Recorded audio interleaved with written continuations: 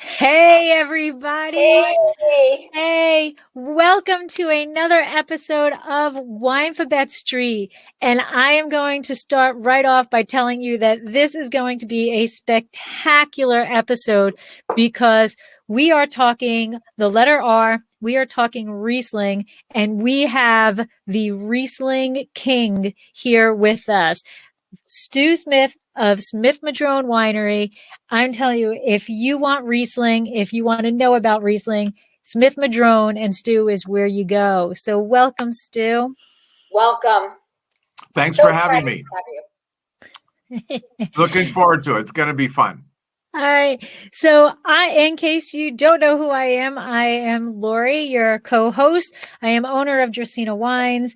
I write and podcast under Exploring the Wine Glass. I am a UC Davis graduate in winemaking. I am a WSET Level 2 champagne specialist and Somm service certified. And I'm going to hand it over to Deb now. I'm Debbie Giaquindo. I am a certified specialist of wine and a wine location specialist in Port and Champagne. I write under the Hudson Valley Wine Goddess, and I'm an author of Tapping the Hudson Valley, day trips and weekend itineraries visiting the Hudson Valley wine region. And big news, we're opening a restaurant in North Wildwood in 2 weeks. Actually, 3 weeks. Yeah, 2 weeks, Lori. Uh-oh. May 7th and 8th is our soft opening. May 14th is our grand opening. And I need my head examined. But other than that, I'm sure I probably left something out, but I'm handing it over to Stu. All right. So, Stu, tell us a little bit about yourself. Well, I went to UC Davis too as a graduate student. I did my undergraduate work at UC Berkeley, and people often ask, how'd you get in the wine business? Why did you want to get in the wine business? And I realized as a college student that I liked wine more than beer. And pretty unusual for a football player, a rugby player out of UC Berkeley. And I had a lot of friends. I met a lot of friends that came from the Napa Valley, and I'd go up and visit. And it was like, I don't want to go back to LA area. Been there, done that. It was a great place to grow up, but I didn't want to go there.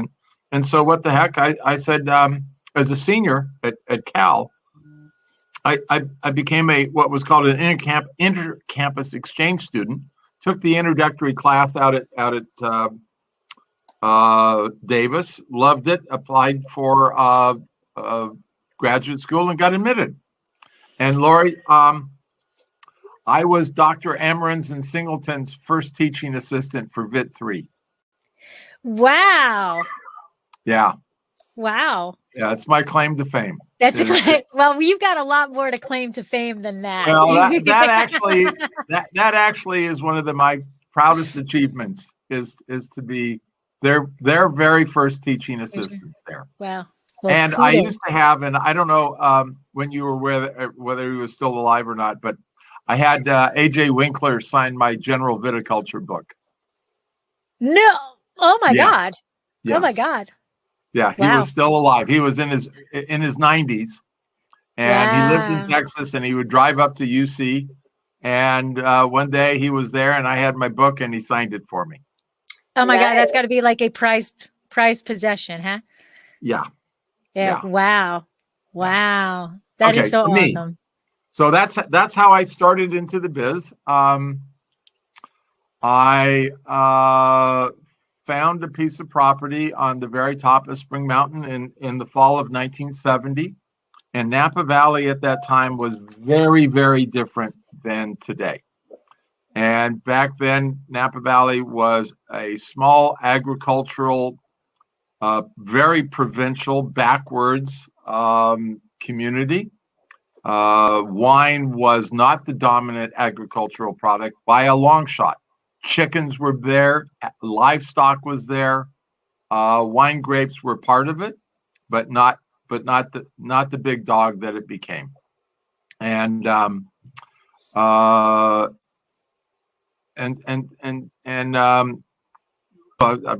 good friends with Bob Chinchero, Sutter Home, and he tells of when they were struggling as a small winery before they invented White Zinfandel. When something would break, they'd call up the Martinis were just a fabulous family.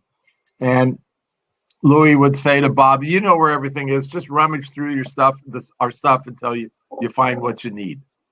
And it was a really fun period of time. And it was kind of, I think of it as the renaissance of the wine industry. Prohibition was ended in 1933, December 5. And from 33, the next 33 years, everybody was rebuilding from more or less rotten tanks and barrels and trying to learn how to make wine again. And Bob Mondavi opened the winery in 66. And that kind of started this renaissance period that I think of. And I was fortunate enough to know the Joe Heights and the Louis Martinis and the Bob Mondavis and the Peter Mondavis and that group. And so I feel very fortunate. And Andrei Chalichev in the summer of 71, I worked under Andrei Chalichev, mapping all the vineyards that they had. He was pissed off that the family had sold off to out of there, and I'd come in and I got into a big fight with him because I was asked to map all of the vineyards that had been sold. And there was one vineyard especially interesting. Well, there's two. Well, actually, they're all interesting. But on what was called the Keg Ranch, which is now Round Pond, there was in the northeast corner a thing of mixed reds. And you could obviously tell very easily that there was Zinfandel there and Carignan there and Grand Noir but there was this other varietal, and for some reason a bunch of suits were out that day, and I said, look, these are the varietals that I know that are there, but there's this one varietal which is about 20%, and I think it's Blauer Portuguesa, but I've never seen Blauer Portuguesa, but I think that's what it is. And these guys looked at me and looked at one another and said, what are we doing out here? Who cares? But that endeared me to Andre, and I was very friendly with him until his death. And it was a pleasure to be able to touch these men and certain women that had made the industry what it was up to that time. Awesome. Yeah. That might be the best introduction to Winephabet Street we've ever had. Yes, I love it. I agree. I love it. Yes. So we're gonna play our little song, and then we are going to get into Riesling. Okay. Sounds good.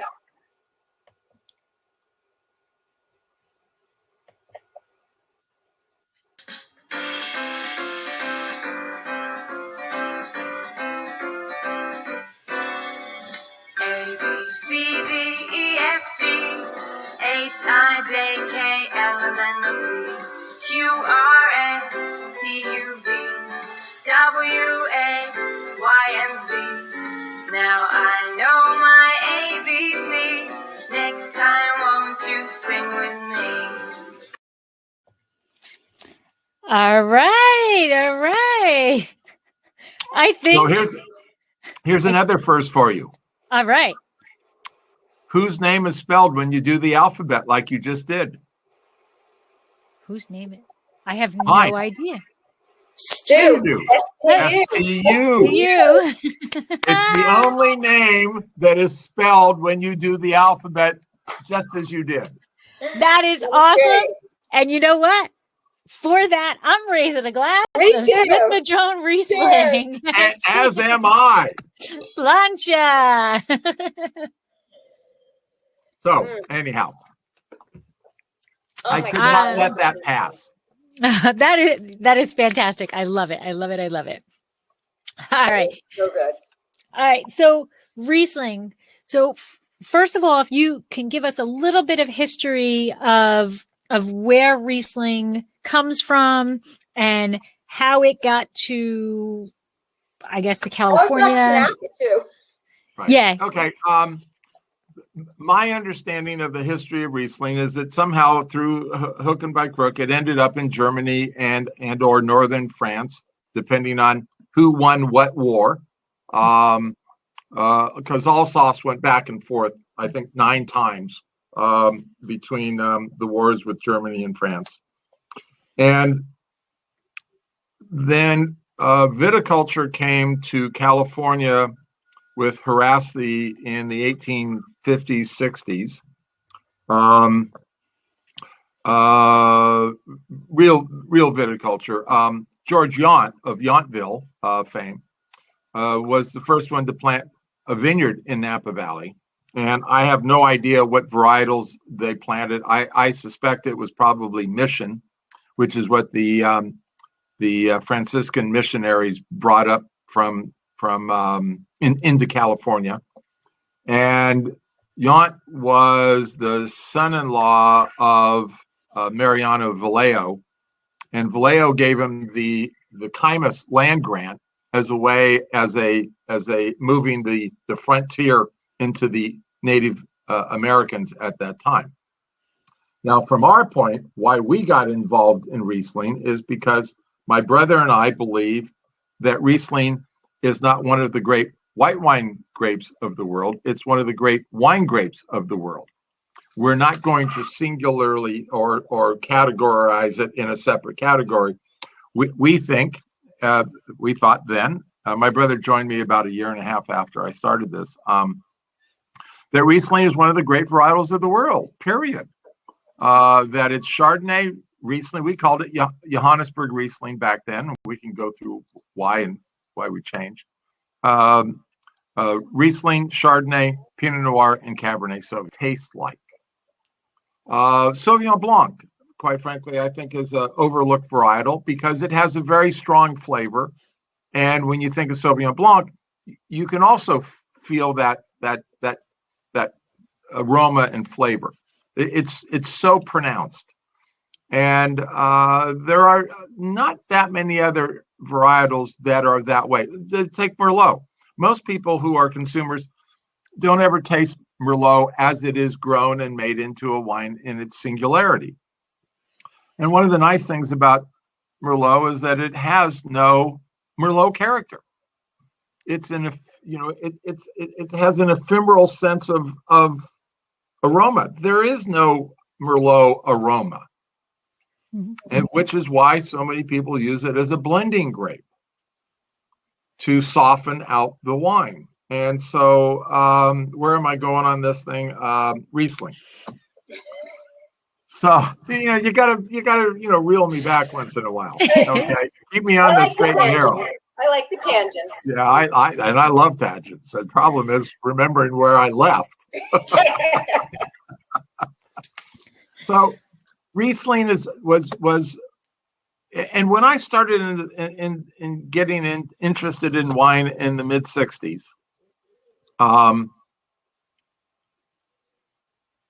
Riesling was almost as popular as any other grape.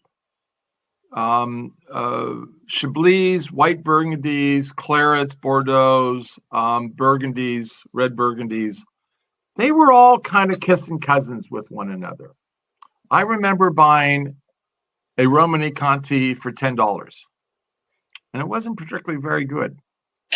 And it was a whole way different wine world. And when I was at Berkeley as a senior, there was a wonderful wine shop called Jackson's Party Service on the the southeast corner of Berkeley going into Claremont. And they had a bottle of 61 Lafite. And I was working at a wine shop in Orinda, and I knew about all the different wine shops and what they had. And they had a bottle of 61 Lafite. And I'd go in there, and if you guys ever saw the movie Dr. Strangelove, where Dr. Strangelove reaches out his hand to buy it, and then he brings it in, and he beats his hand down. That's how I was with that bottle. It was $27. Oh my gosh. $27 for a bottle of 1961. And I just couldn't That was do a it. lot of money back then. That was a huge amount of money. Beaulieu was selling their regular at Cabernet at $275, and the reserve it was like at $375. And I took my big brother to a store on the Solano Avenue. I've forgotten the name of the store. It was on the north side of the deal. And I bought a case. The first case of wine I ever bought was a case of 66 Pichon Baron. And I wrote this check. It was so extravagant. Right. Yeah, I was shaking to do this. It was $43 and change for the entire case. And so to pay $27 for one bottle was just insane. And I couldn't do it. I never could do it. I never did get it. But I had the whole case of the 66 Pichon Baron. So I think it was not a bad trade-off. But anyway, not a bad trade-off. Back to our Riesling. We love Riesling. Our first wine that we made commercially, legally, wasn't the first wine we made, but it was the first wine that we had. My brother and I built the winery and started in '73. And money was always an issue, so it didn't get built real quick because we were the ones who built it. And our first real legal crush was '77, and we did the Riesling, just 269 cases of Riesling. Because when we bought this, what made you plant Riesling? Well, because we were good, arrogant American boys. I've come up with all these sayings, and I love sayings that I've learned by living. And one of them is, California makes every bit as bad a Pinot Noir as do the French. They got nothing on us there. And that's especially true since I don't make it now. But with Riesling, there's an elegance to Riesling. There's a sophistication to Riesling. There's a thing with Riesling that I think no other varietal has. And that is that you bring the grapes in directly from the vineyard. It goes right through the crusher, the must pump, the press, into the tank. You settle it, you ferment it, you clarify it, you bottle it, out it goes. And we do a little bit of magic in between. But fundamentally, there's no malolactic fermentation. There's no French American oak. You don't have to worry about what your toast level is because there's no barrels. There's no lees, batonnage, stirring, any of that. You really get the pure expression of the grape. We started out at a residual sugar of about 1.7 in the beginning. And that first vintage, which was 79, unbeknownst to us, ended up winning what was called the Wine Olympics, held in Paris in 1979. And it was sponsored by the wine and food magazine Go Mio.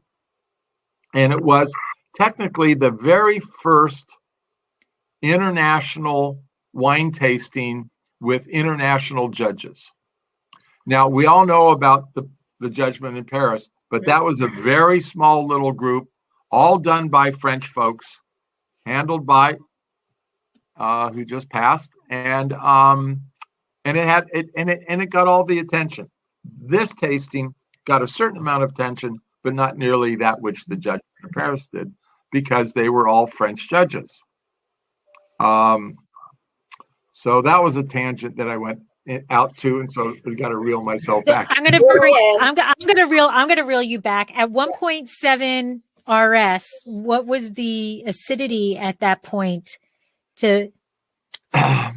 We were right. What were you know what I'm saying? I need to be specific. Yeah, no, that's right. One of the consistencies with Riesling is that we've always thought, and back then and still to this day, that about 22.5 degrees Brix is the level that we want, because we end up with enough natural acidity. If you get much higher than that, you're going to start getting higher alcohols. And one of the things, Lori, that I've found, and maybe you've seen, and that is that when I got out of Davis, we all thought the conversion rate of bricks to I know where alcohol you're going. was supposed to be 0.55. BS. We're looking at conversion factors of close to 0.625. Mm-hmm. And one of the things that I have been barking at the moon over for 40 years now is that we need yeasts that are less efficient in converting sugar to alcohol. It's okay to have slightly higher sugars if that's what you want, but that high conversion rate just doesn't work. You get the alcohol is too high, and the I'm trying not to wing off into left field here. I'm trying, discipline. We need to have yeast, the manufacturers of yeast, come up with less efficient yeast. Less super yeast. Right. So as an example, if you had 24 degrees bricks, and for everyone that's listening, pardon me, that would give you a alcohol, if you harvested at 24 degrees bricks at 0.55, would give you 13.2% alcohol. If you harvested it at 24 degrees bricks and multiplied by 0.625, which is the real conversion rate, you're at 15. So it's a huge spread. Yeah. Huge spread. And back to Pinot Noir, I know we're on R, but there's a P in the world. And when we started making Pinot Noir, my brother and I said, look, there's no one in California that we can mimic, to look at and say, okay, they're doing it right. Because frankly, Pinot Noir is enormously difficult to make a good one. Anybody can make a Pinot Noir, but to make a good one is really special. And so we said, since there's no one in California that we can follow, let's have an attitude that is very cavalier. Who gives a shit? What does it matter? It's just Pinot Noir. And maybe that way we will stumble onto the way to do it. And one of those things that we did is that we started, and this we started in 75. We started making Pinot Noir with what I called a bronco fermentation. We used wild yeast. And since we were in the West and it's wild, I called it a bronco fermentation. And did you trademark that? I did not. That was not the attitude back then. Today, that's the attitude. So what happened is, and it worked like clockwork, and that is Clecra, which is a wild yeast, took off at about 3.5 days on the dot. And for everyone listening, that's both good and bad, because Clecra kicks off ethyl acetate, which is nail polish remover.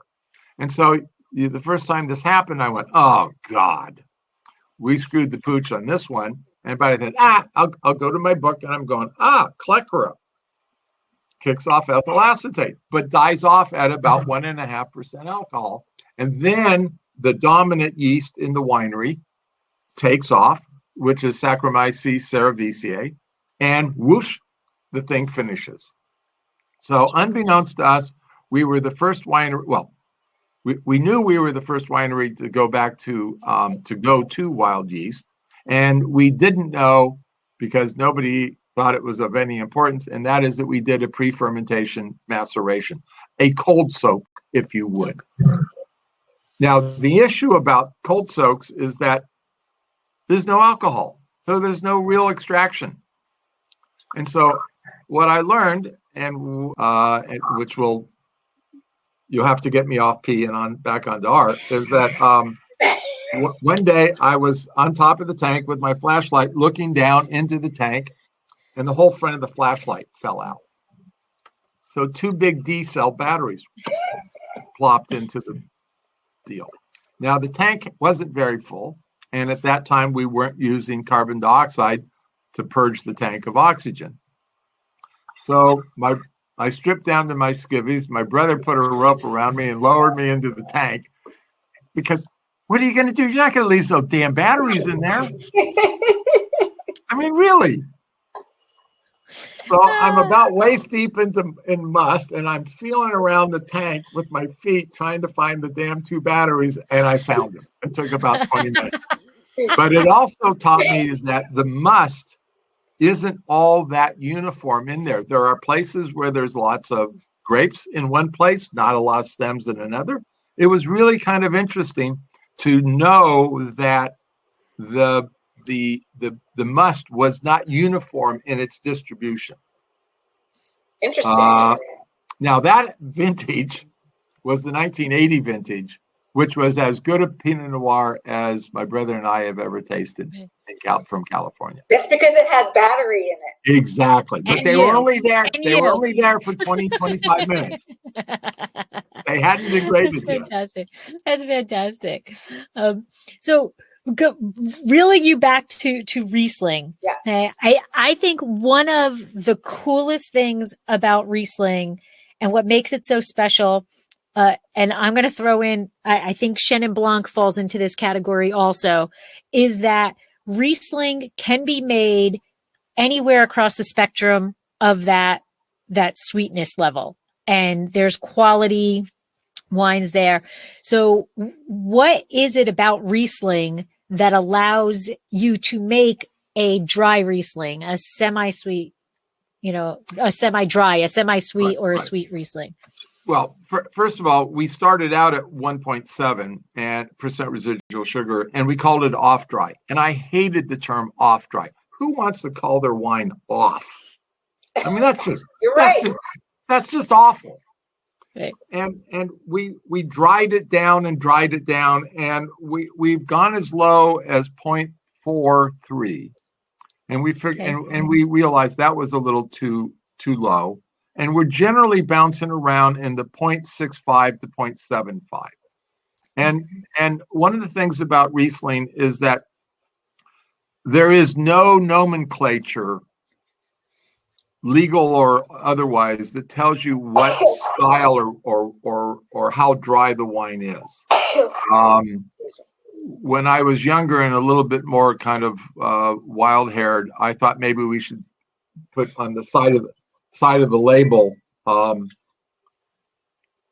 number of candy bars, 3 candy bars to Winery, where people could taste it, but that it was a hard sell outside the tasting room because people had this perception that it was sweet. So and so I was saying, so it sells for you well, yeah. And I said, and what level of sugar is it that sells best for you? Oh, we do a dry Riesling. And I'm going, wow, that's strange.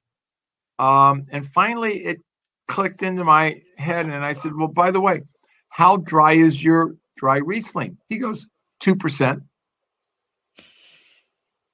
Because there was no legal definition. And that's one of the problems with Riesling all along, is that the consumer doesn't know what they've been doing. I have been threatening for decades to put back to the label dry here. And my view is that anything under 1%, pretty much like champagne, is dry. But how about the International Riesling Foundation, their scale, putting the little scale on the back? Doesn't work for me. No. Okay. My candy bar scale I thought was better. I like the candy bar idea. I knew that wasn't going to work. I like the candy bar. The other thing that we did with Riesling is in 1983, I was teaching over at Santa Rosa Junior College in the evening in viticulture and enology, the basic viticulture and enology class. And I used to say that California needed to stand on its own 2 feet. We should not be using European place names.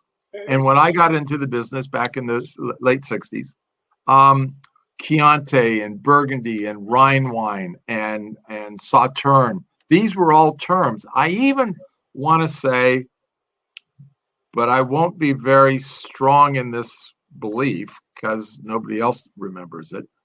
But at Wente Brothers had a Chateau Yquem wine, and it was a sweet dessert wine. And I've heard that. have you? Yeah. So it's not a place memory. I really did remember that. Yeah. Okay. Thank you. Tonight is worth all of that just for that confirmation. And then I would bring out our Riesling, and it said Johannesburg Riesling. And I'm going, that doesn't work. So the next morning I was at work with my brother, and I said to Charlie, Charlie, what do you think about shit canning Johannesburg and calling it just Riesling? He goes, yeah, that works for me. Go ahead. So that started a 6-month battle with the Bureau of Alcohol, Tobacco, and Firearms. And this was like 83. And we didn't have faxes. We didn't have email. You had to either phone or write a long letter. So I had this long running battle with them saying, I want to call it Riesling. And they wrote back saying, sorry, but Riesling is not an approved name. And if you don't like Johannesburg Riesling, you can call it White Riesling. That's the other approved name. And I used their name. And finally, after 6 months of me badgering them, they got me on the phone and said, we've approved your label. It's just Riesling. Nobody cares. Leave us alone. I was going to say, they were like, leave us alone. You win. You win. That's right. And it is the only time I have ever won against my government, and probably the only time ever will. Now, St. Michel, bless their heart,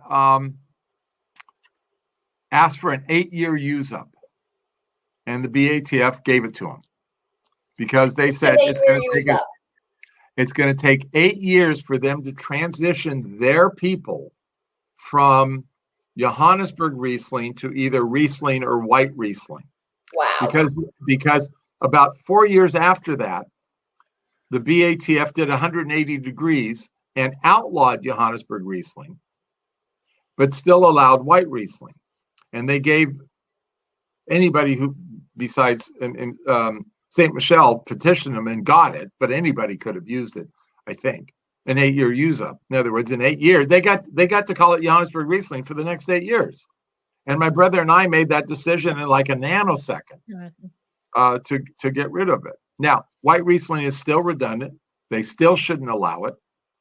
But that's one of the things that I'm very proud, my brother and I are very proud about, is that we were the ones responsible for bringing in Riesling as the true name of the varietal, and for shit canning, pardon my French, Johannesburg Riesling.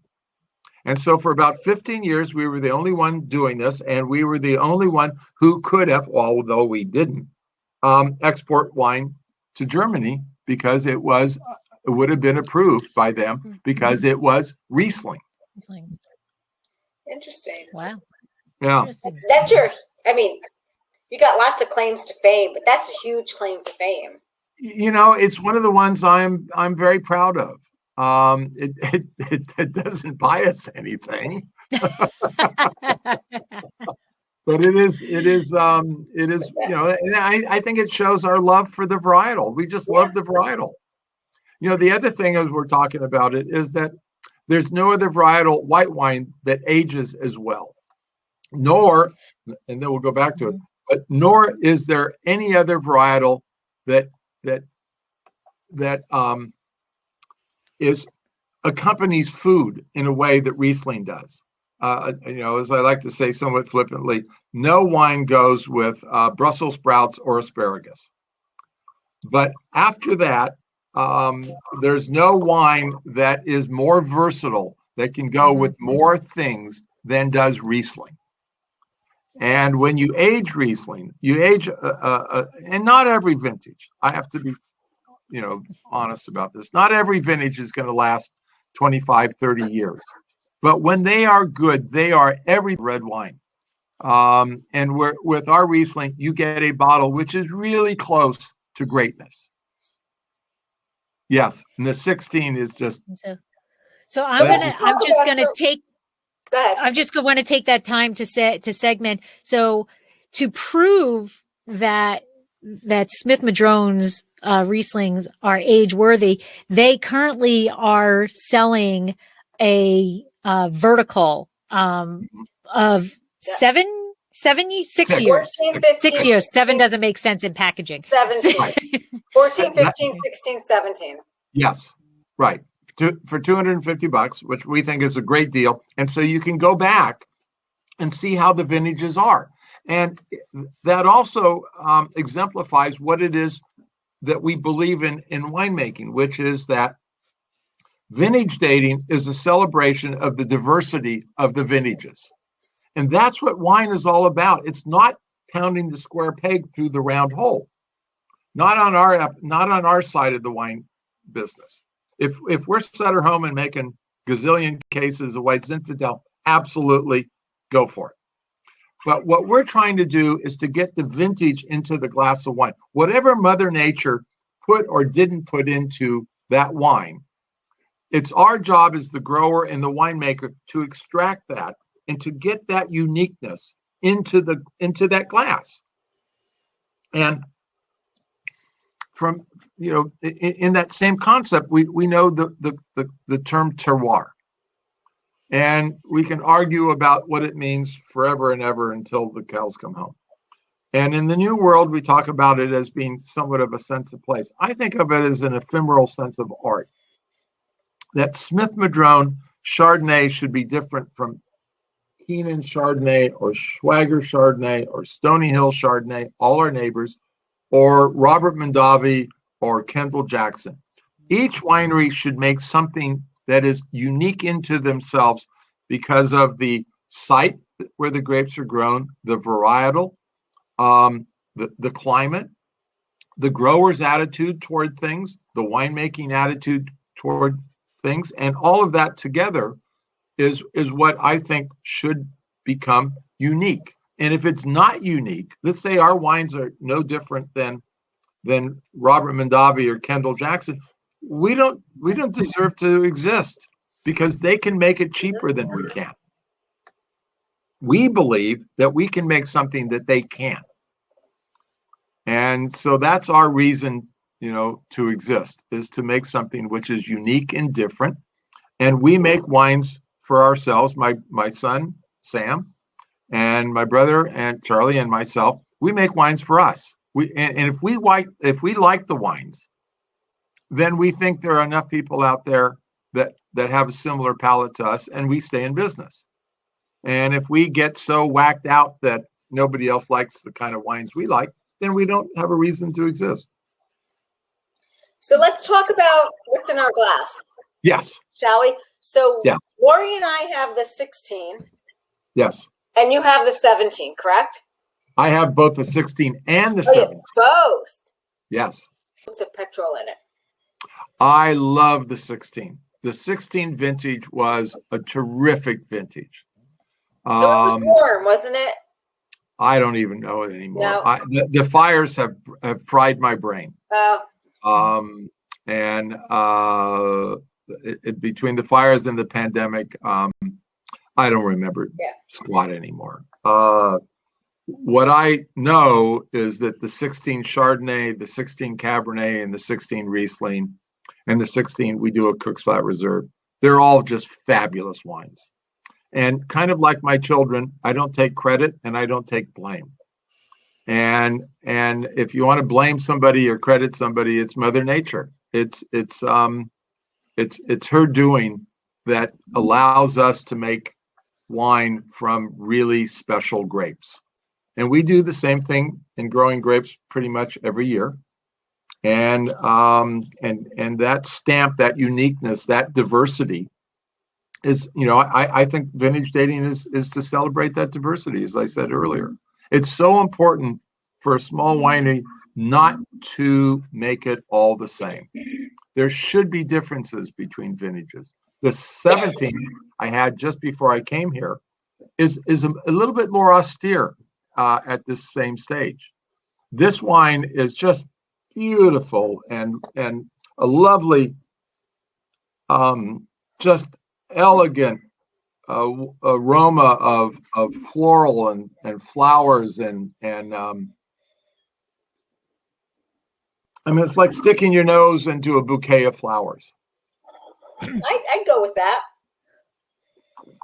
I'm loving it. It's just there's an elegance with it, and it just dances. And it's also hedonistic. It thrills the senses. Mm-hmm. And also another one is that you taste the taste is confirming the aroma. And yes. And for me, that's a little thing that I really like in a wine. Not all wines get that. Not even all of our wines get that. But when that aroma and that taste are coordinated together, that is the balance that I'm really looking for. And it's wonderfully balanced. Yes. I mean, and that's what Rieslings are all about, is that balance between sugar and acidity. Mm-hmm. And the interesting flavors and layers that go with it, and our 16 Chardonnay, which unfortunately is sold out, and our 16. I'm just saying, I have 4 bottles, baby. I have 1. Oh, I love that wine. I just think that is a fabulous wine. I have 4. Stu, I've got a question for you. Yeah. On your Riesling, and it's planted on your eastern exposure. Is there a reason for that? Yes. When I was laying out things, by the way, we do have magnums of the 16 Riesling still available.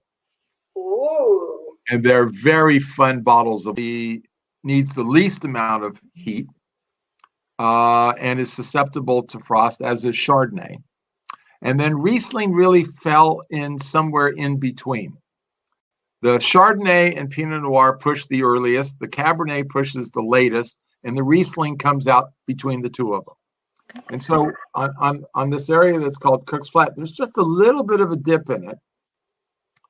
And we put the Cabernet there. We originally planted 5 acres in 1972, 5 acres of Cabernet and Pinot Noir, Chardonnay, and Riesling.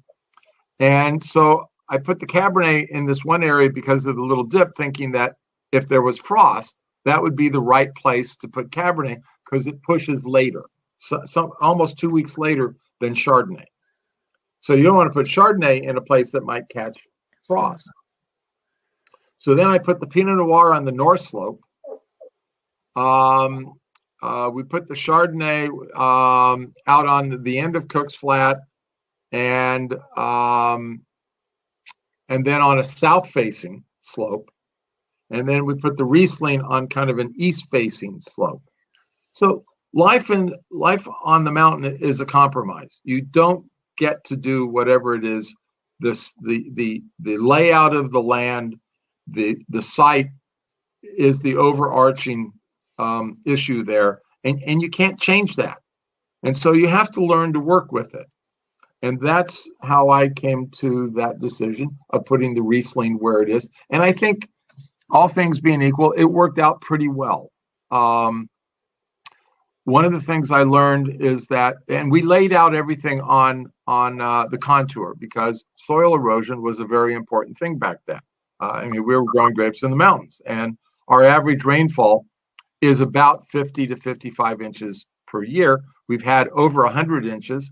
And we've had less than 12 inches back in 76, 77, 78, which is where we are now. And it's another fingernails on the chalkboard because of the drought, which we don't need after all of the fires and all the other stuff that's been going on. But that's life. And that seems to have worked out okay.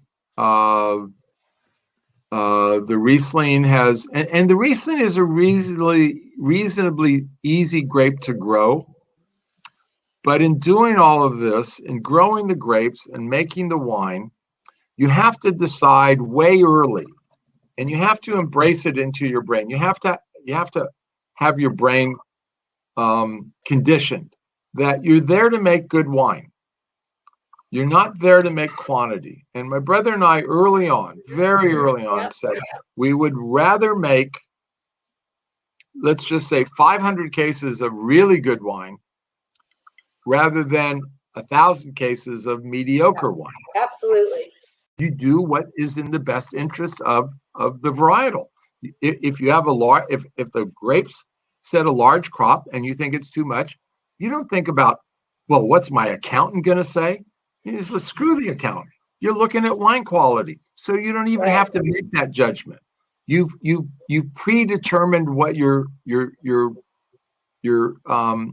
management is going to be, and you just know that you always make a decision for the best quality. And so you drop the fruit, or you don't make the wine. So 17, we had 17 was the fire and a really hot Labor Day, and we lost all of our red grapes to that Labor Day weekend, and so it was never a question of, are we going to bottle the wine, because the wine just wasn't good enough. And what happened is it shriveled, and we couldn't stop it from shriveling. So we went out and we dropped fruit. Okay, but it just kept shriveling. And the interesting thing is that the vines look good. We still don't quite understand it. And one of the things that I think as an industry we're dealing with is we really don't have enough research going into rootstocks, and especially rootstocks that are drought tolerant. We use mostly Vitis rupestris versus Vitis riparia. And for those listening, Vitis riparia is, as you might expect, riparia being those vines in the desert Southwest grow along a riparian corridor. So their feet go down into a wet water area. Vitis rupestris is in the middle of the goddamn desert where there's no water and no nothing. So there's really fine rootlets, and those roots are able to lift water up from a great depth and bring it over into the vine. So we use 1103 Paulson. We started out with 110R, which I didn't like. And now we planted our first complete block with 140 Ruggieri. And we like that. And we're going to, the next block that we do, we're going to go back to St. George, because we're looking at, we used to do originally the vines were planted on their own roots in 1972. And we had an acre of AXR. And after that first year, my brother and I made our own rootstocks, our own bench grafts. We made a little greenhouse, and we calloused them up, and we did all this stuff, all our stuff. And we still have a block. And it will always be called the bench graft block, because that whole vineyard was the first vineyard that we made our own rootstocks, our own bench grafts. Then we grew them in the soil down, which we now call the nursery Cabernet, because it had no rocks, and that's where we grew them for a year. Then we dug them up and planted them anyway, we did all kinds of wild and crazy things back then. So, Stu, Michael has a question for you here. Yeah. He said, your Riesling is so wonderfully different. What percentage is attributed to your vineyard elevation versus being dry farmed? Oh, I think I wouldn't say it's either or. I think it's both. We do try to give them water a little bit if we have any, for plastic pots that tomatoes come in, because these were on their own roots, and we were in increase block. We were increase block number 91. We were the first growers in Napa Valley who had heat treated certified rootstock, and everything that came off of our vineyard we were able to sell because money was really important. And then I said, well, if we could get 15 years out of it, and the reason we didn't graft them is because there was no graftable rootstock that was heat treated certified. So we planted the 1 acre of AXR, and we made our own rootstocks, and then started doing that, and eventually dealing with that we didn't need to do. Where was I going on this? So rootstock, the question was dry farming. Yep. And elevation. I don't know that either is exclusive to the other. Clearly, you can overwater down in the valley floor. I'm not sure that anyone's got enough water to overwater in the mountains. In 17, we had to reevaluate climate because we lost the Cabernet, all the reds, because we had a really, really substantially hot dry spell, and single-digit humidity and wind, and all of those things are climate change direction. And so after that, we started trying to give the vines a little bit of water. Now we start the vines out with water. There's no question. We irrigate when we plant a vineyard up to about 5, 6, 7 years, and it's a little bit like tough love for kids. At somewhere 6, 7 years, we kick them out. But then what I realized is sometimes these kids need to come home and have a little TLC, and that's what we learned with the 17 vintage. That maybe these grapes needed just a little bit of water, and so that's what we've tried to do for the last couple of years, is give them a little bit of a drink, not enough to stimulate growth, but just to keep them from desiccating, from getting too stressed out with the heat that we're now looking at. And then also in this mix with that question is that we have the vineyard is all non-till. So it's not as though we cultivate the vineyard. And so the cover crop takes a certain amount of moisture. And then on top of that, by not cultivating, we can't get any capillary action by cultivating and bringing moisture up from the bottom, from low on. That's the theory. Whether it's true or not, I don't know. But the idea is if you cultivate, you bring the soil up, you turn the soil is drying out, the soil is drying out. We also have at the same time a tremendous, it's a business issue, but it's affecting anyone who lives or operates in the hills, and that is all the insurance people have bailed. Yes. And so a friend of mine who's not really all that different from us in size got a renewal of $150,000 for his insurance, and he went, I can't afford that. And probably is, I don't know whether he's gone naked or not. I can tell you that our insurance, and I don't care, our insurance was $12,700 a year. That's a wow. Oh no, wait. And that's just one. That's what just your. That was before. And that's just your property. That's general liability, auto, umbrella, and property. It went up. We expired on this one night, and at 2:30 that afternoon, I got the one and only bid of $54,000. It went from 12.7 to 54. That's crazy. It's worse now. That is crazy. Yeah. Right. And that's if you can get it, because a lot of them want nothing to do with it. So they're forcing wineries to be naked. Right. Yes. Right. And I have to be very blunt. It's keeping me up at night. It's scaring the shit out of me. This has just been a brutal year. And the insurance issue, our insurance renews in August. We understand that California, we ended up on what would be called, I don't know if you guys have it. If you're a bad driver, you end up in a thing called assigned risk in California. Okay. Well, we ended up in the equivalent assigned risk called California Fair Plan. And it's the court of the last resort, and it's really shitty insurance, but it saved us a certain amount of money. It made it affordable to have us because we don't want to go bare. Now, I'm not afraid of losing the fire, the winery or the shop or anything to the forest fire.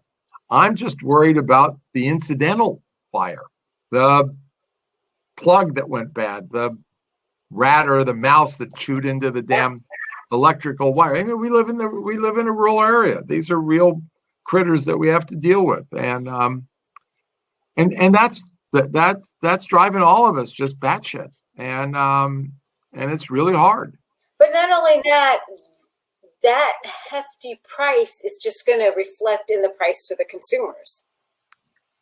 Well, that's the economic as well. theory, but that doesn't always work, in economic theory. And my undergraduate degree at Berkeley is in econ. Happened to be macroeconomics, but nonetheless, it's still econ. And that is that you don't get to pass on things to the consumer. Not everything. You can pass them on if they're willing to accept the price, and you can still sell. But in a highly competitive industry like the wine industry, you can't necessarily think you can do that. You can't pass it on. No, you can't. And So it makes it cost consumers, right? Consumers are going to raise a flag from if you're selling a $20 bottle of wine, and now because your insurance goes up, you're going to $40. Exactly. You're not going to sell that wine. Exactly. They don't care, nor should they. That's not their issue. They just want to drink. Yeah, right. Yeah. And frankly, the pandemic was I thought going into the pandemic we were just going to get slayed, and the pandemic was actually pretty good. It really does prove the fact that God loves us and wants us to be happy, which is why He created wine. There you go. There you go. So still, I have a kind of a technical Riesling question. So you talked about when it harvests and stuff, but is there anything that Riesling is prone to? Like, is it prone to mildew? Is it prone to, Measles? What did you say? Measles. Really? Okay, you're killing me on that. No, it's a grapevine disease. It generally happens when the vines are old. Berries then come up with a kind of a dark gray color, and they have spots on them. Now, it doesn't hurt the fruit. You don't have to cut the fruit out. It just looks like hell. Oh, okay. And the vine will show measles one year and not the next year. But that happens when they get older, and sooner or later they're going to start to decline. But it's measles, and Chardonnay has phomopsis, and Cabernet Sauvignon has eutypa, dead arm. So each varietal is got its own little peculiar issues that we have to look after. And when it has its measles, is it affecting the ability to ripen correctly, or not as far as I know? Okay. Not as far as I know. I don't think it affects the and there aren't many. It's not as though there's 10% or even 5%. There's probably less than 1% that just pops up as the Riesling vineyard gets older.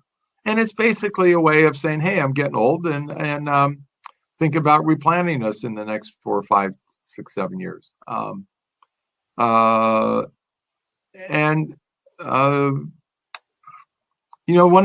the wonderful, interesting things about being in the wine business is that you don't know everything, and you only get to replant so many times in your life, and we started replanting because of phylloxera in '98. Some of our vineyards are coming into maturity, real maturity. In other words, 20, 22, 25 years old. 20, 22 years old. They were older. But when you, as a grower, when your vines start to decline, in our case, it was because of phylloxera in the late 90s. It's a shock. It's very hard to look at something that you've spent 20, 25 years on. So we planted the vineyard in 72. We started replanting in 98. So that's 30 years. So after 30 years, you start replanting a vineyard and you're going, God, that hurts. And it's depressing. I mean, it's physiological. It hurts. These are your babies. These are your children.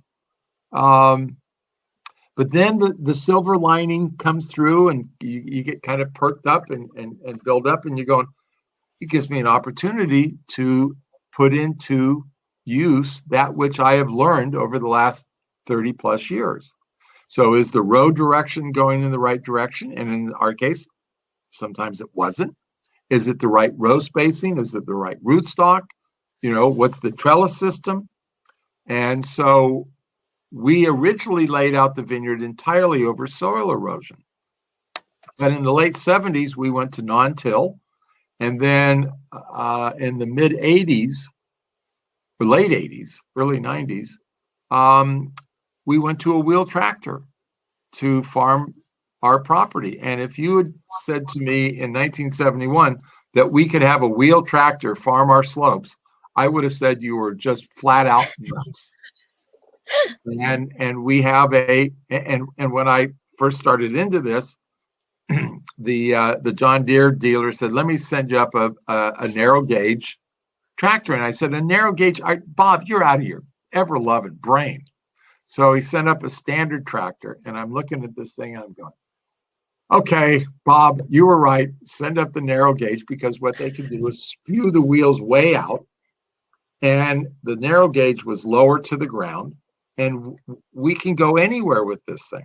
Now it isn't as sturdy on the ground, nor can it pull the gondolas of our grapes that our crawler does, because our crawler, weighs close to 10,000 pounds, and this damn wheel tractor probably only weighs, even with all the weights on it, 3,000 maybe, I'm guessing.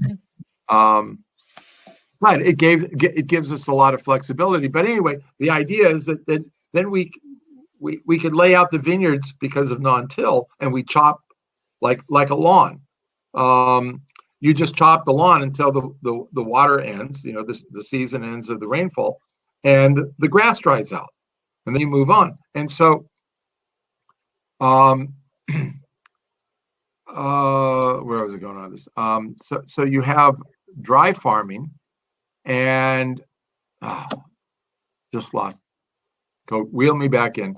Okay, so I'm going to wheel you back in, but I'm going to completely change the topic. Sure. And let's talk about food and Riesling. Cool. What I are like your that. favorite food pairings with Riesling? I have almost no favorites, but there are none that I don't want to do, with the exception, as I mentioned earlier, which is asparagus. Well, no, not even asparagus. It's goofballs. It's Brussels sprouts and artichokes. Depending on asparagus can actually work. I don't think there's anything that it doesn't go with.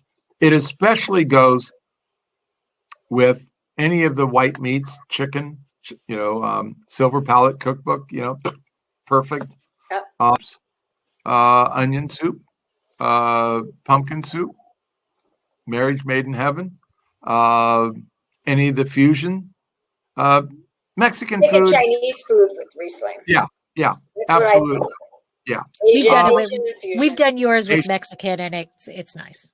It's okay. It's not the best, but it's better than Chardonnay. It's better than any other varietal, because Riesling has such a powerful aroma and flavor. And so that's the other thing. And what I learned about with food pairing was, again, my subconscious mind.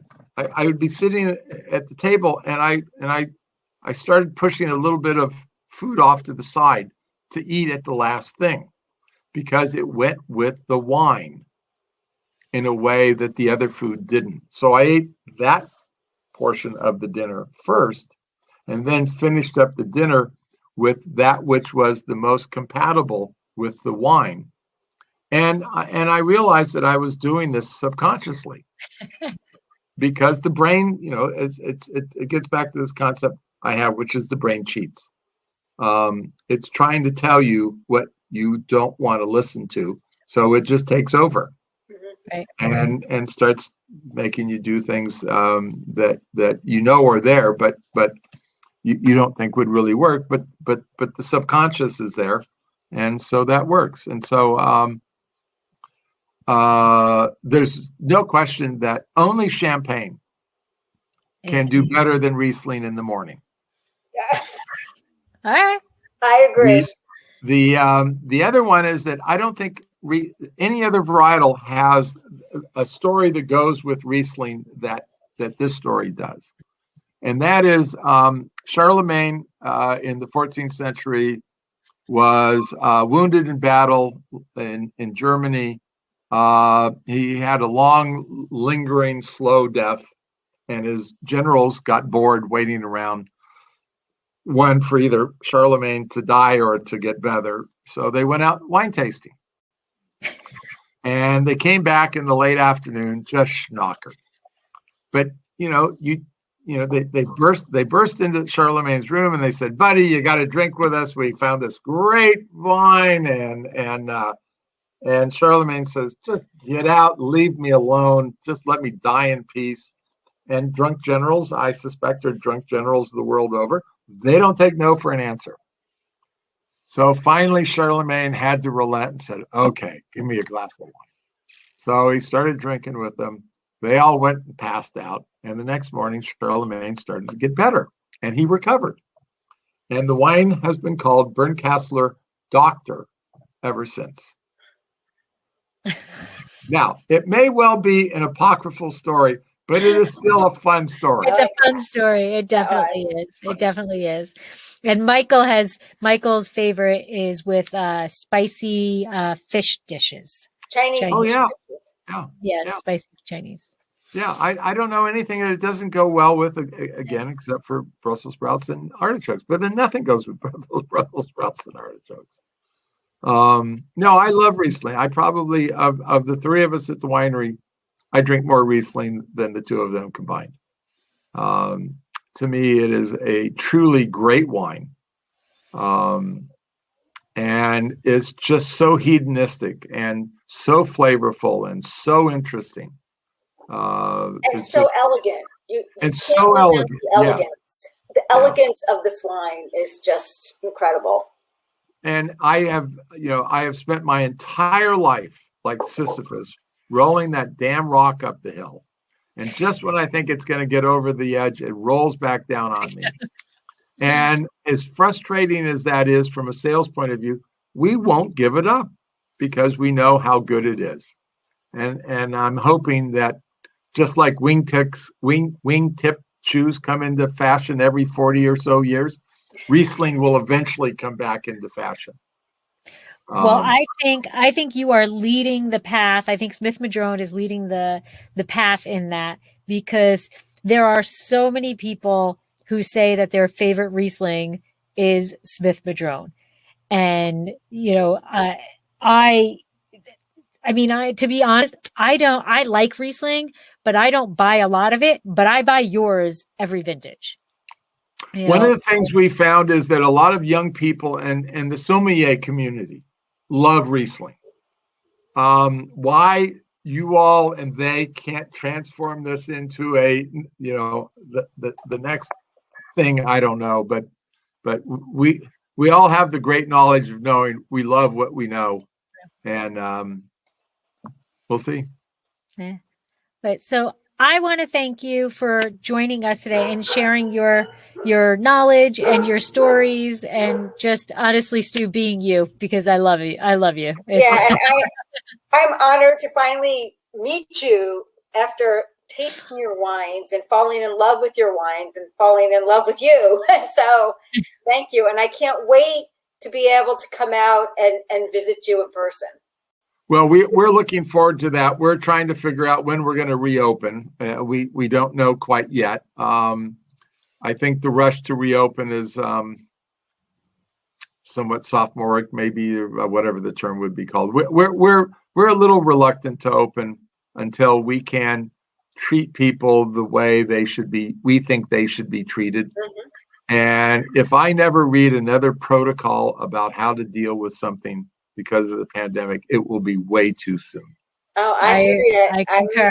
I concur. Yeah, yes. I hear you. So we want to be, yeah, I'm sorry, go ahead. No, go ahead. You go. Well, I just want to say that we want to be able to greet people in a very natural way and be hospitable. And as long as there are all these restrictions, that just doesn't seem the way to do it.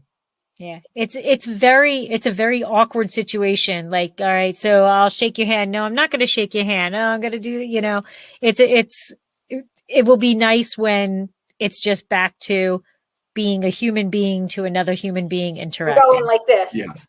You know? Yes. Yeah. Yes. Exactly. And one of the things about the wine, And that is that I think wine is one of the greatest beverages ever created on earth. And it really belongs, it's a social beverage. It's not a beverage that you want to drink by yourself. I mean, liquor's quicker. I mean, in fact, but that's not what wine's for. Wine's there to share. Go for it. Battle another day. Yes. Yeah. So you are not open for tastings at the moment, but people can still find you at smithmadronewinery.com, or is it? We will, yes, smithmadrone.com, smithmadrone.com, and we are still selling wine. We like selling wine. It's what keeps us going. But we're thinking about, we can't imagine that this, Gavin Newsom has said California's opening on June 15th, and we're going to hold him to it. Okay. Good.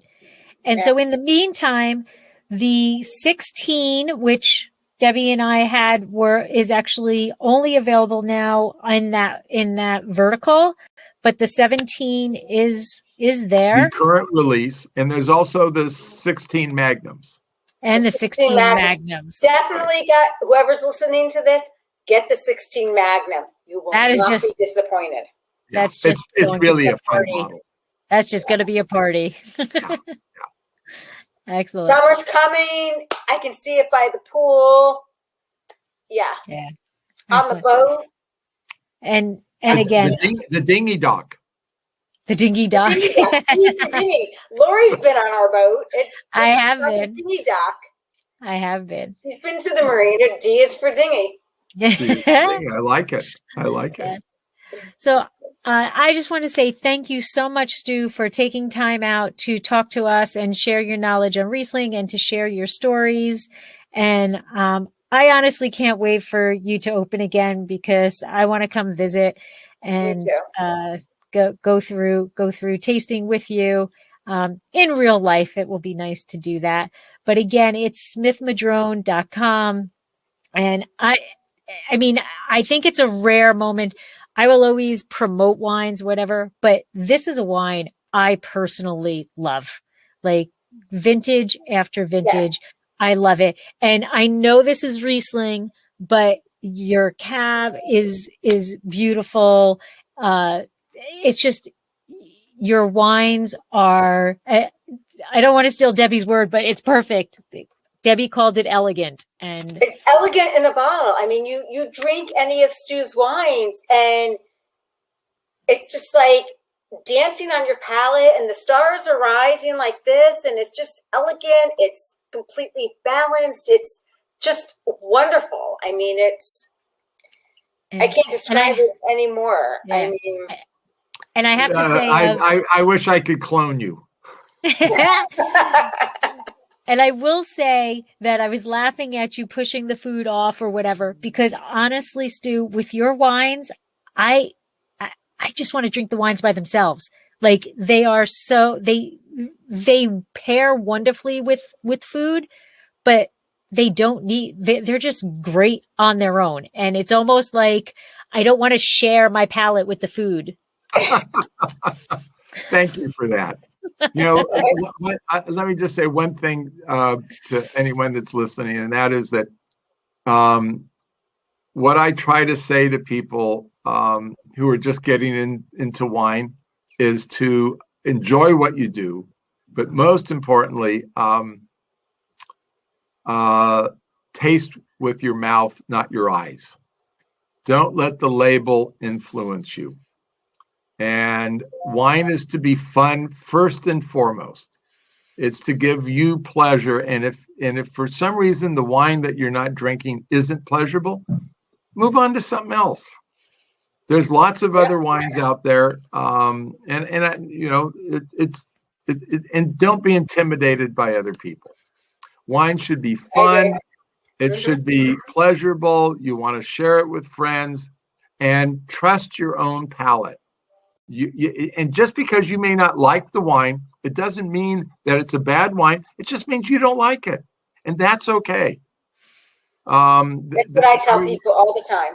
Yeah, and And somehow it's okay if your spouse doesn't like it and you like it because you like it. exactly. And So I've loved it. You guys are great. thank you. You I have are a great little too, left. Sue, and I can't wait to come and meet and drink wine with you.